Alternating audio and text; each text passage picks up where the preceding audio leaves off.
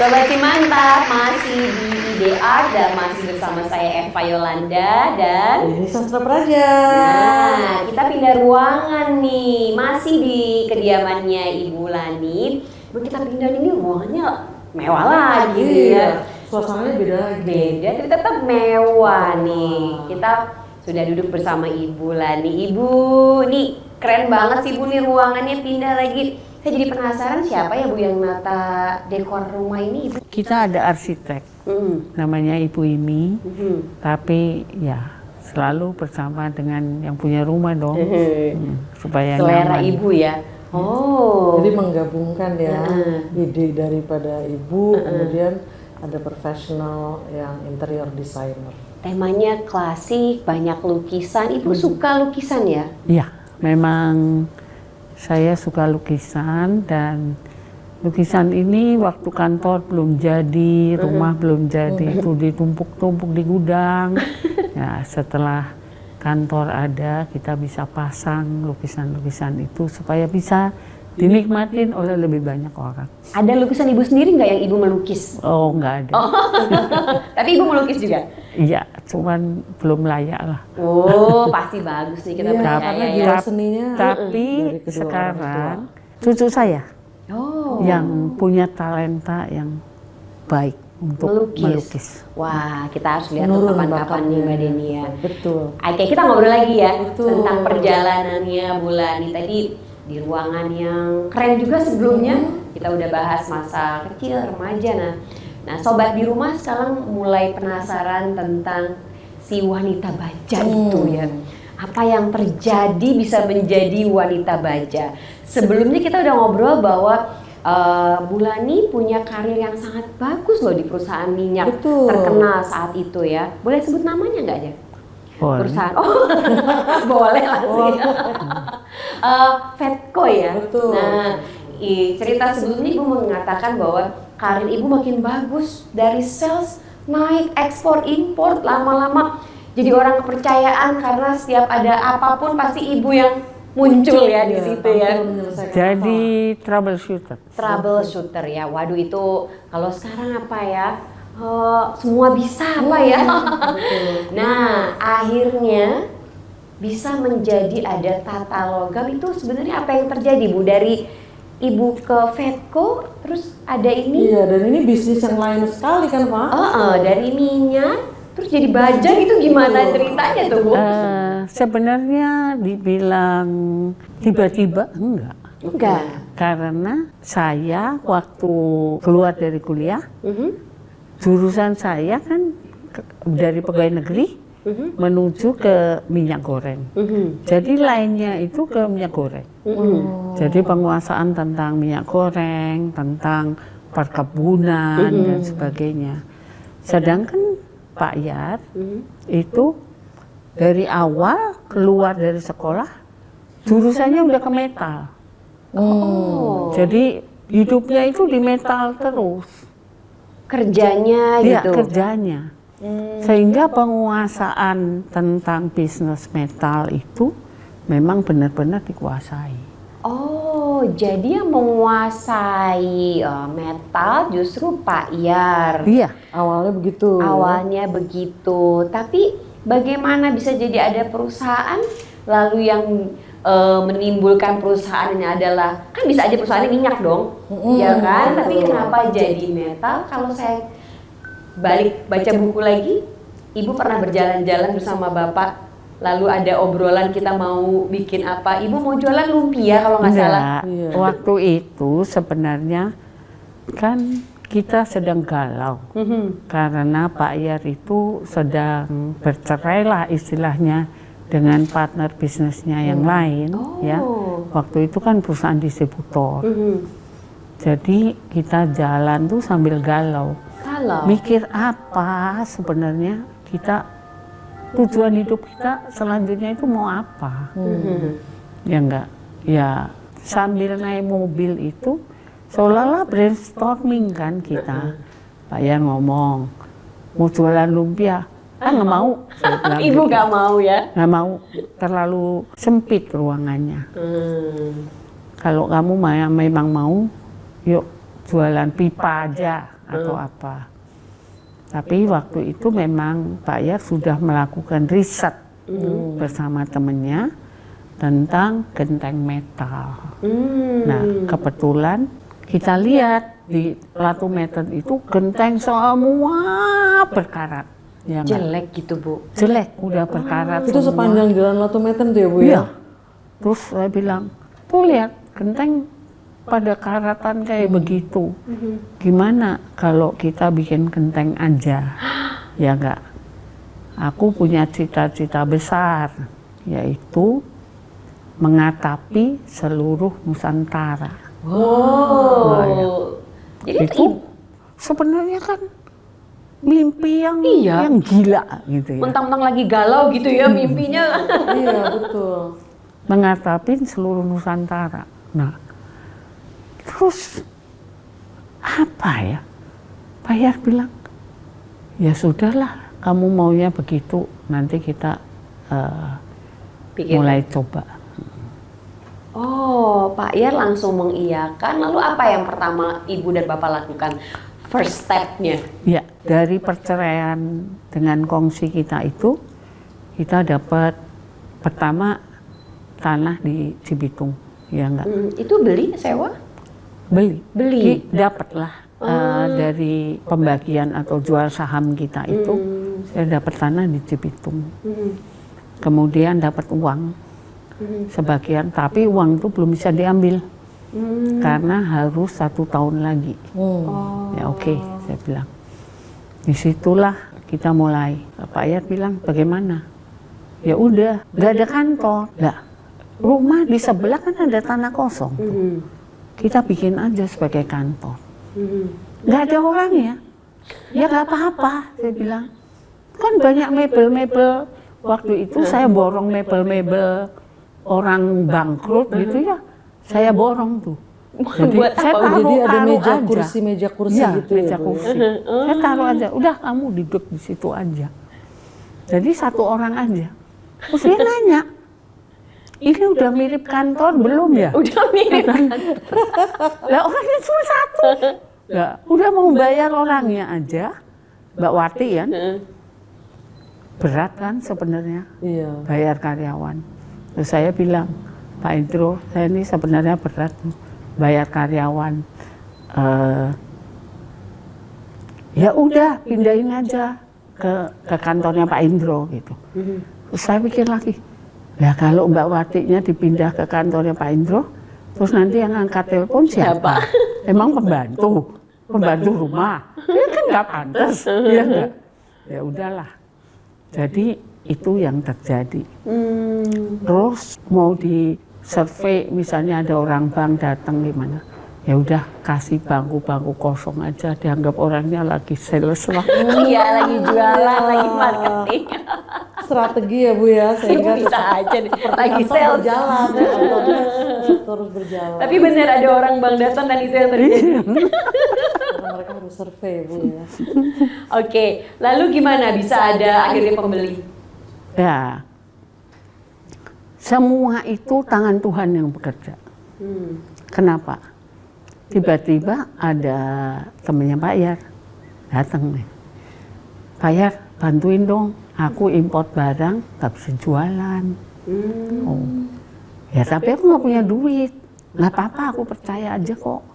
Nanti kalau Sudah laku. barangnya laku, baru nanti dibayar. Gitu. Ya sudah, gitu. Ya udah, jadi itu modal gitu ya. Terus ada lagi teman saya ketemu waktu PP les piano sama-sama nungguin gitu ya. Tahu-tahu dia orang bank. Terus dia bilang gini, Bu, Ibu sendiri kan sekarang? Ya. Mau dibantu apa? Katanya.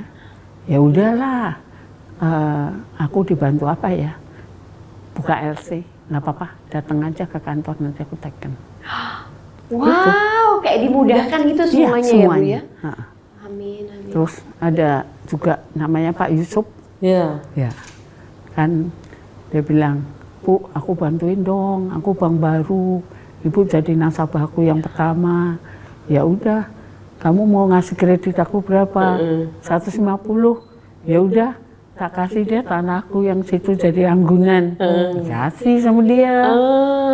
Dan gini ya, waktu itu memang kami juga banknya masih kecil ya, masih baru mulai. Jadi kami juga bilang sama ibu, kalau mau minjam bu nggak bisa terlalu besar nih, karena bank kami juga masih kecil ya, masih baru mulai, sehingga boleh nggak kita mulai dengan satu nilai yang kurang lebih bisa membantu lah. Itu ibu bilang ya nggak apa-apa, yang penting kita mulai dulu ya. Kalau kita sama-sama tumbuh kan kita bisa tingkatkan lagi hubungannya. Nah jadi dari situ saya pikir, oh ya nggak apa-apa deh, kita jalankan aja. Jadi rasanya itu semua itu dimudahkan. Saya ngomong begini kenapa sebenarnya? Karena kita baik. Jadi kita punya reputasi atau nama itu sangat penting. Walaupun usahanya masih baru, tapi saya punya kepercayaan bahwa Pak Yar dan Bulani itu orang yang punya komitmen. Kita merasa Bulani dan Pak Yar itu adalah orang-orang yang dapat diandalkan. Jadi makanya kami dari pihak bank juga berani untuk memberikan kredit pada saat itu. Kalau waktu itu di tempat Pak Indro, saya janji apa yang saya janjikan itu saya penuhin. Dan saya nggak pernah sombong, nggak pernah apapun terhadap orang, baik. Sehingga waktu kita berdiri sendiri, rasanya itu bantuan itu datang dari mana-mana. Oh my God. Itu ketika ibu memutuskan untuk keluar dari Vetco ya Bu? Oh, ya? belum. Oh belum. Jadi itu ibu belum ya? keluar? Masih gitu. dua. Ibu mendua waktu itu. Ya, nah, tapi saya ngomong, Pak Indro tahu semua apa yang terjadi. Oh iya, karena Pak Hendro support ya.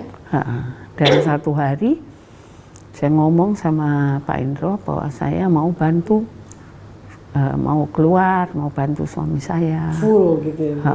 Terus Pak Indro ngomong, Lan, kamu mau bantu suamimu 24 jam bersama dia, di kantor, di rumah, entah nggak berantem.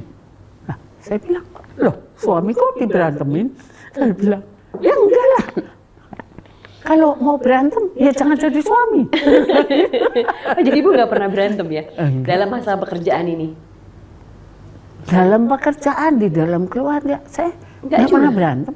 Tanya aja Yuli itu. Tanya aja ini. Pernah lihat Bapak berantem sama Ibu nggak? Kok bisa Bu? Beda pendapat ada, tapi selalu ada yang mengalah gitu ya Bu ya? Gimana Iya. Bu? Caranya gimana Bu? Nggak apa-apa. Apa sih? Berantem juga nggak mungkin cerai kan? Apanya yang dimenangkan dan apa yang diiniin? Nggak ada lah. Oh, itu tipsnya. Ngapain menang juga sama suami sendiri. Iya betul. Nggak ada gunanya. Nggak ada gunanya gitu ya Bu ya? Tapi biasanya pendapat siapa yang paling sering dijalanin? Kalau dalam perusahaan?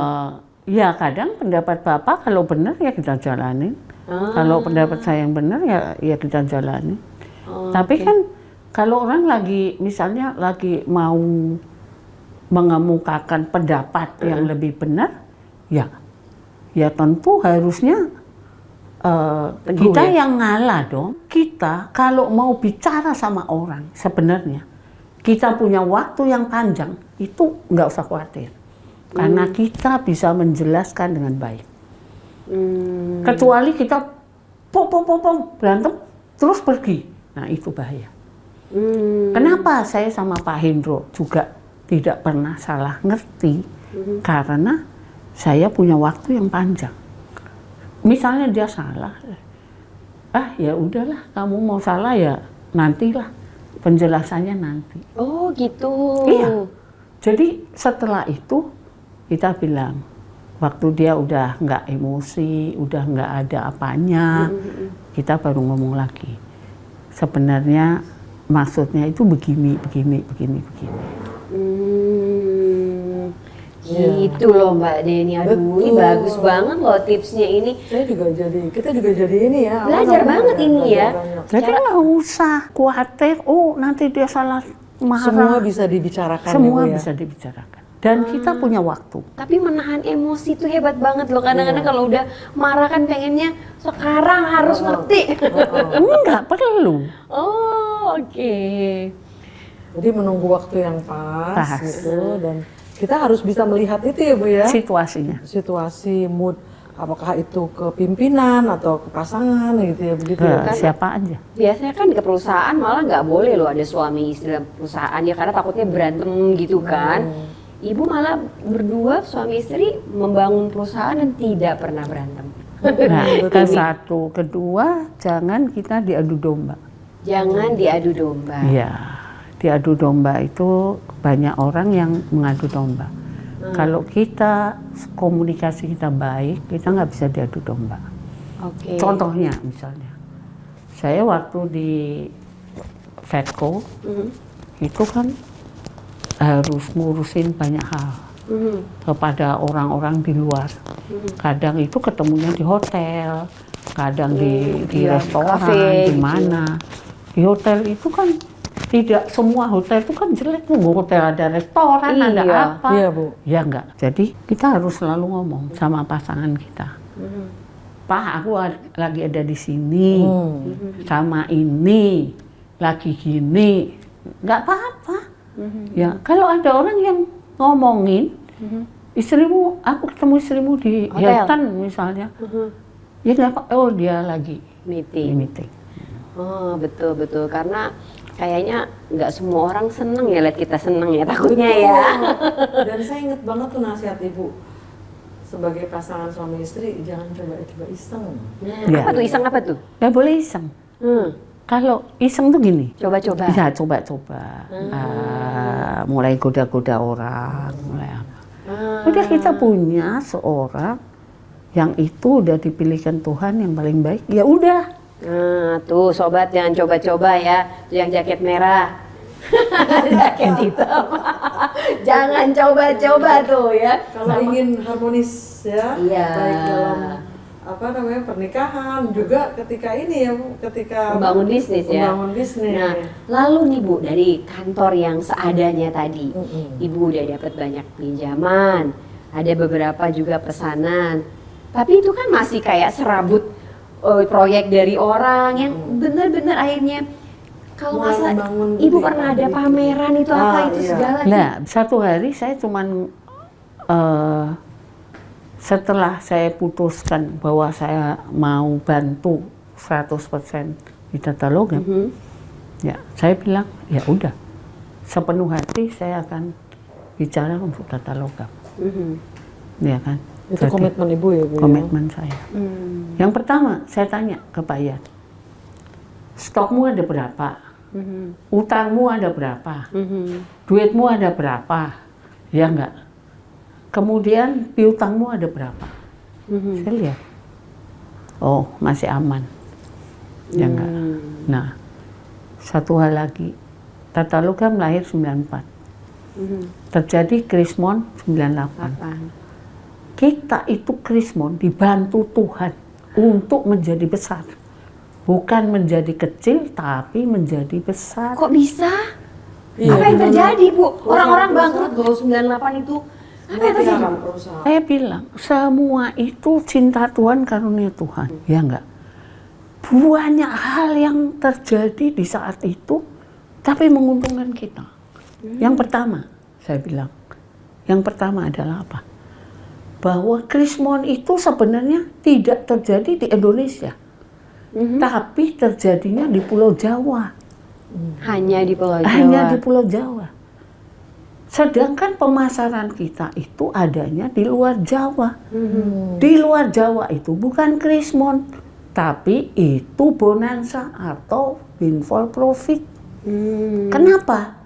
Karena di luar Jawa itu adalah hasilnya coklat, kopi, semua yang diekspor dan itu menghasilkan devisa yang harganya tinggi.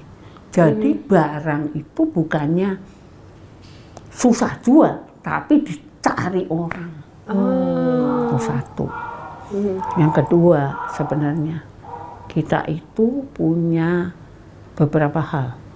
Yaitu waktu itu kita import barang.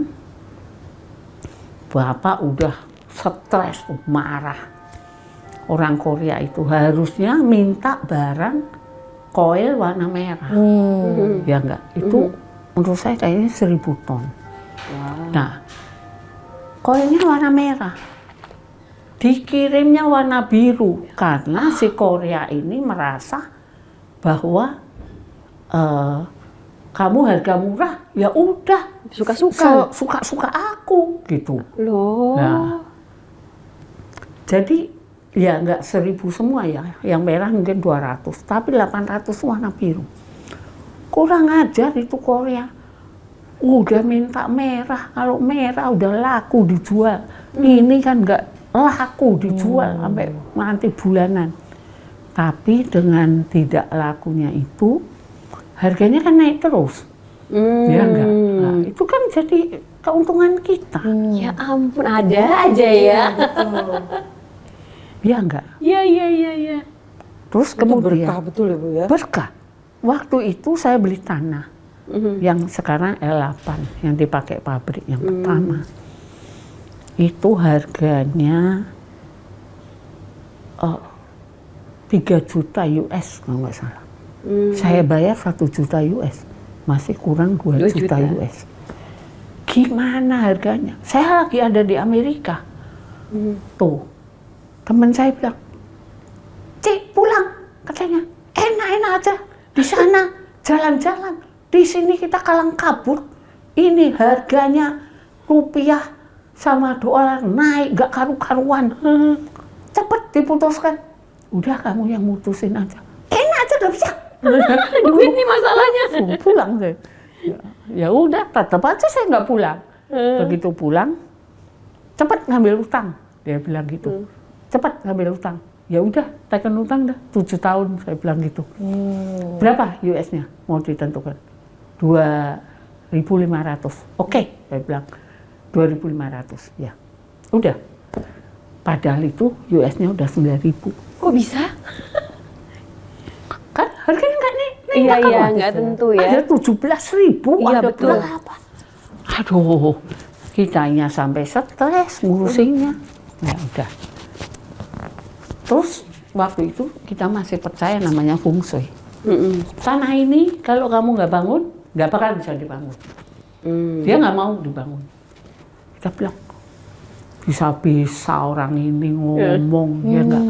Ternyata Krismon, ya siapa yang bisa bangun? Bener. Nggak mungkin lah. Ya benar omongannya dia. Udah, tahun 2000. Udah nih merayap nih. Ketemu namanya mulai bagus, pemasarannya tuh mulai bagus gitu ya. Ngutang nih sama itu ya udahlah ngutang lah nggak apa-apa. Terus si Pepe sama Niko, "Mah, pasang TV dong." Apa pasang TV? Iklan atau? Iya iklan. Bikin iklan. Duitnya siapa? Terus papanya ngomong, "Aku punya celengan 150 juta. Ketemu sama Pak Firman itu. Pak Firman ngomong, "Bu, 50 juta untuk bikin iklannya. Belum nanti placingnya." Aduh, mana punya duit. Placingnya segitu. Terus Pak Firman ngomong, "Udah Bu, bikin sendiri aja 6 juta.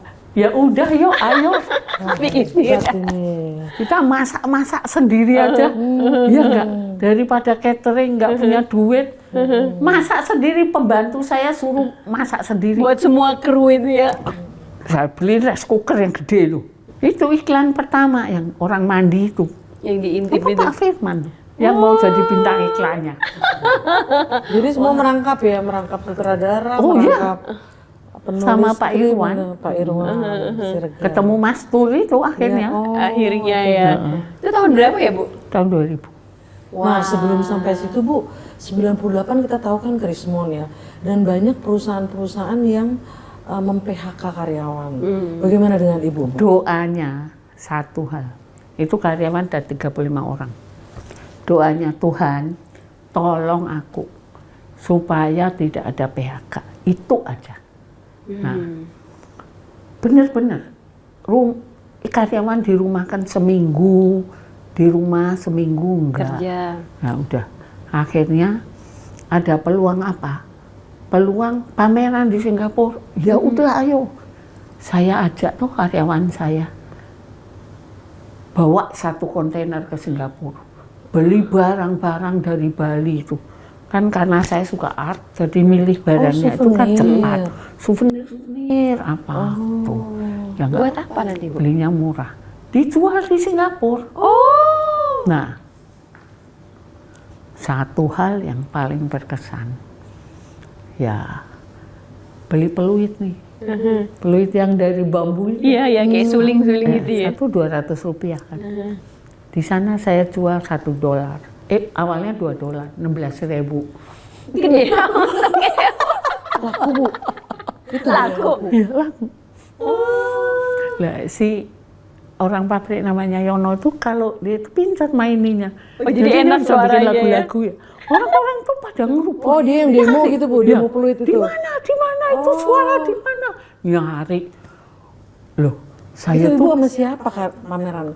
sama Yono sama Yeni. Oh, dengan 2 Iya, karyawan Ibu. bawa 1 tok itu ya, pergi ke pasar, lihat bakul, gudeg itu, bakul segini. Pulang bawa bakul, Pak Yar bingung. Hah, wih bakul, buat apa? Buat tempat peluit itu. Oh, 1 bakul. $2 hari pertama. Menang hari kedua. banyak Pak. Jadi Ibu bukan jualan genteng ya? Iya, ketika itu jadi Terus? mencari jalan keluar ya Bu ya. Iya. Hari kedua udah mulai banyak yang mulai sedikit kan barangnya, tak jual $1 habis. Besoknya orang datengin udah gak laku lah. Iya, udah nggak ada barangnya. Ya ampun, itu seru banget ya Bu. Jadi dari situ bisa nutupin buat bayar-bayar karyawan juga. Iya, saya bilang tapi kalau sekarang ya nggak mungkin lah ya. Itu Yeni, saya, Yono bongkar 1 kontainer tuh bertiga apa enggak? Encok. Ya ampun, nah berarti seru banget nih sobat ya. Jadi kalau Enggak cuman jual itu, jualnya macam-macam. Oh, mainan-mainan, souvenir. Mainan-mainan souvenir. Nah, di situ kan perjalanan ke situ itu ada 1 toko. Ya, toko itu tertarik sama barang kita. Jadi waktu barang kita datang, dia udah datang dulu, ngambil sebagian besar. oh gitu. Nah, mungkin sepertiga kontainer udah diambil. Jadi udah laku duluan ya Bu ya, Iya. tinggal nerima duit. Luar biasa. Terus Itu semangat pantang menyerahnya, Fa. Yang serunya itu ini Ibu kan bos ya, Iya. tapi Ibu mikirin gitu, Iya, apa yang harus turun kita sendiri. lakukan, turun sendiri. Nah, Belanja sendiri, yang pulaan, ya. Eva suka selalu dari Ibu adalah Ibu selalu punya inovasi, Mm-mm. selalu punya jalan keluar dari setiap masalah. Makanya Ibu selalu, orang lain bilang ada masalah, Ibu selalu bilang ini keuntungan saya. Selalu ada keuntungan, termasuk pandemi kemarin juga Ibu nggak berdampak. apa-apa. Karyawan tetap aman ya Bu ya. Itu apa Ibu lakukan? Waktu pandemi ini, kebetulan kan kita juga punya proyek, walaupun tidak menguntungkan, tapi itu memberi dampak yang baik untuk masyarakat, yaitu di daerah Luwu Utara itu kan lagi kena banjir bandang. Nah, banjir bandang ini membuat ada bantuan dari PNPB, 1 rumah 50 juta. Nah itu kita kerjakan. Prinsipnya saya bilang, kita nggak untung nggak apa-apa. Tapi tukang itu ada 100 lebih tukang bisa bekerja, kita bisa memberi makan kepada mereka, itu sudah keuntungan buat kita. Ya ampun Ibu, baik sekali mikirnya sampai ke situ. Saya pikir tadinya yang penting kita bisa promosi gitu kan. Ternyata Ibu lebih mikirin Tukang, tukang. kasihan kan. Pandemi mereka nggak punya pekerjaan. Nah Bu, itu kan produk-produk tata logam variannya udah banyak ya Bu ya. Itu pasti kan pemain-pemain dan kompetitor-kompetitor Ibu mulai bermunculan tuh dari mana-mana ya Bu ya. Dan pasti ada yang melakukan pemalsuan produk. Sehingga Ibu harus maju ke jalur hukum. Itu tantangan besar juga ya Bu ya selama Ibu Sebenarnya mengat. hati itu kadang nggak tega, ya nggak. Ya pernah kita paten itu 2 kali dilanggar orang. Yang pertama orangnya menyerah, artinya udah kita nggak mau lah urusan, sudah damai aja, ya nggak. Yang satu lagi itu nantangin. Nah, nantangin itu saya di pengadilan niaga perdata itu kita menang. Tapi di pengadilan apa namanya pidananya kita kalah. Kok bisa gitu, Bu? Ya tak tahulah. Akhirnya itu saya nangis kan waktu saya kalah, nangis. Bapak ngomong apa? Kamu katanya nggak mau menjarain orang, nanti orang itu dendam. Sekarang kamu kalah kan orangnya nggak dipenjara kan? Lah kenapa kamu nangis? Dia bilang gitu. Berarti bener ibu doanya bukan pengen menang sih. Iya. Ya pengen jangan menjarain orang. Ya nggak menjarain orang ya berarti kalah kan? Iya. Salah doa, Bu. Iya, betul. Tapi yang seru ini hubungan ibu dan bapak ini loh. Saat ibu yang galau, ada bapak yang kasih semangat, gantian bapak yang galau, ibu yang Betul-betul menjadi penyeimbang. kayak saling mengisi gitu ya, Bu. Coba kalau bapak juga bilang, ayo Bu, maju lagi Bu sampai di Ya dia cuma ngomong begitu. Wow. Juga ibu kan punya banyak distributor ibu ya di seluruh Nusantara ya, karena ibu sudah Sampai ke luar negeri juga sekarang. Betul, udah ekspor juga. Nah ibu menjaga loyalitas mereka tuh bagaimana Bu? Knowing bahwa banyak kompetitor itu Bu, supaya mereka tetap loyal. Begini ya, kita itu selalu tidak boleh berpikir untuk diri kita sendiri terus itu. Terus yang dipikirkan diri kita sendiri terus. Itu tidak akan bagus. Kita harus memikirkan orang lain juga. Jadi kenapa kita itu semacam ada paket, ada promosi. Kita mikirnya begini, kalau setahun mereka udah bekerja benar-benar untuk kita, Iya Bu. satu saat kita memberi keuntungan dia lebih, nggak ada salahnya dong. Iya. Ya, jadi kita harus juga selalu memikirkan orang lain. Jangan berpikir hanya untuk selalu kepada diri kita. Jadi ada insentif tuh gitu Ibu ya, untuk menjaga hubungan terus dengan distributor dan para pemilik toko Ya, juga. Mbak Deni kan pernah pergi sama distributor Iya, kita. Bu. Ya enggak? Distributor kita itu seperti keluarga, bukan seperti Hubungan antara produsen dan konsumen gitu enggak, ya. tapi Iya. seperti keluarga.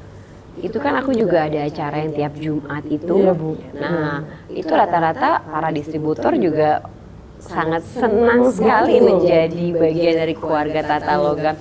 Tapi aku mau nanya mundur lagi boleh ya? Iya. Tata Logam nama itu siapa yang kasih sih? Nah, supaya sobat si mantap betul-betul. Namanya Gini, bagus. Tata Logam itu sebenarnya dulu kan kita berpartner sama orang, ya enggak? Dulu namanya itu Bordes Nusantara. Bordes. Bordes Nusantara. Terus kita ini mau berkembang kan, tapi karena kita karakternya ada yang nggak cocok, Iya. jadi berpisahkan. Nah, waktu mau berkembang ini, beli tanah di Cibitung itu, bikin namanya Tata Logam Lestari. Nah, sekarang waktu mau pisah, Tata Logam ini mau dimatiin. Terus saya bilang, Pak, daripada dimatiin, Bu, daripada dimatiin, saya ngambil aja deh anak itu. Boleh nggak? Kan itu masih bersih. Ya, saya ambil. Tapi siapa yang membuat nama itu? Ibu, Bapak? Nah, nggak tahu deh waktu itu. Terjadi gitu ya, Tata Logam Lestari. Ya ampun. Tapi memberi berkah loh. Iya loh. Lestari betul. Tapi maksudnya Tata Logam menata logam menjadi lestari gitu. Wah, akhirnya kita tahu siapa pembuat namanya Tata Logam. Cikal bakal nama itu. Pokoknya itu kayak turun dari Tuhan aja. Nama itu. Betul. Tahu-tahu ibu ambil aja kayak anak tadi. Sekarang berkembang ya. Bu, ya? Jadi kalau falsafah saya selalu jangan selalu itu kita selalu berpikir untuk diri kita terus gitu. Coba kita berpikir untuk orang lain. Nah, itu statement penting tuh. Ya, jadi jangan hanya memikirkan diri sendiri ya, Bu ya. Iya. Ibu juga harus memikirkan semuanya, ya keluarga, karyawan ya. Makanya kalau ketemu, Fa, ketemu sama Ibu yang ditanya pasti bukan urusan bisnis. Pertama, apa kabar Mbak? Keluarga bagaimana? Sehat. Jadi dia tidak pernah langsung. Iya, Iya kan? Ke Eva juga pasti gitu. ke aku nanya anakku gimana, ya lu gimana. Nah, lagi nih. Sudah makan belum? Sudah itu paling penting. Sudah makan belum? Bu, nggak capek Bu? Mikirin orang. Ibu kan banyak yang dipikirin. Ada anak, ada cucu, ada suami. Kok masih mau mikirin orang sih Bu, nggak capek? Apanya yang dibikin capek? Pikirannya? Enggak tuh ya. Enggak. Waduh. Malah Ibu bahagia kali ya? Iya. Ada merasakan kebahagiaan tersendiri Kalau mungkin. bisa membantu orang itu bahagia. Oh my God, sama sekali nggak ada terbebani misalnya, aduh si Eva lagi. Capek itu mikirin orang kalau lagi sakit gitu. Sakitnya Gimana? Gimana? Oh, tapi ibu semakin Enggak, bukan. Ada yang sakit apa itu kita ikut ikut sakit, itu ikut ingin bantu. bikin bantu. Ya ampun. Bisa mencarikan dokternya atau informasi rumah sakitnya atau apa gitu. Apa bisa bantu apa? Iya, betul. Gitu ya Bu. Kan kita aja capek ya kalau mikirin tetangga loh. Kecuali capek itu kalau mikirin orang yang berbuat yang sama begitu terus. Itu capek. Buat kesalahan Sebel yang gitu. sama terus ya Bu ya. Sebel gitu. Tapi ibu kan nggak pernah marah ya. Ya, buat apa? Marah juga nggak ada gunanya. Ya ampun, apa sih Bu rahasianya? Biar nggak, kan kalau kita sendirian mikirin keluarga, itu aja udah. Kalau menurut aku sih mumet ya, tambah mikirin kantor, Iya. tambah distributor. Gimana cara rahasia ibu, trik ibu biar tetap lega gitu pikirannya, nggak capek, nggak berat? Mungkin karena religius ya Bu. Bersyukur nomor satu. Bersyukur. Selalu bersyukur. Yang kedua berserah. Berserah. Ya. Kita bersyukur terus tiap hari dikasih hidup, dikasih napas, dikasih teman yang baik, Dikasih dikasih sehat. keluarga yang baik, dikasih sehat, dikasih semua bisnis yang baik, semua orang-orang baik, ya udah. Tapi kalau sampai nggak bisa dipikirin, ya udah berserah aja lah, sono lah, mau apa? Yang penting sudah berusaha ya. Dan tetap bersyukur. Berpikir Sobat. positif ya Bu ya. Nah, sobat di rumah inget tuh, dua hal itu, bersyukur dan berserah, pasrah. Jadi kalau kita udah usaha, tapi ya ternyata Mentok buntu, gitu ya. Heeh. serahkan sama Tuhan, gitu ya Bu ya. Iya. Nah, kita akan ngobrol-ngobrol lagi tentang keluarga. Betul. Dimana keluarga sebagai, kalau kata anak jatuh, support system, bisa menjadikan ibu Lani adalah wanita yang bisa berdiri tegak, keluarga dan juga Tuhan. Oke, jangan kemana-mana.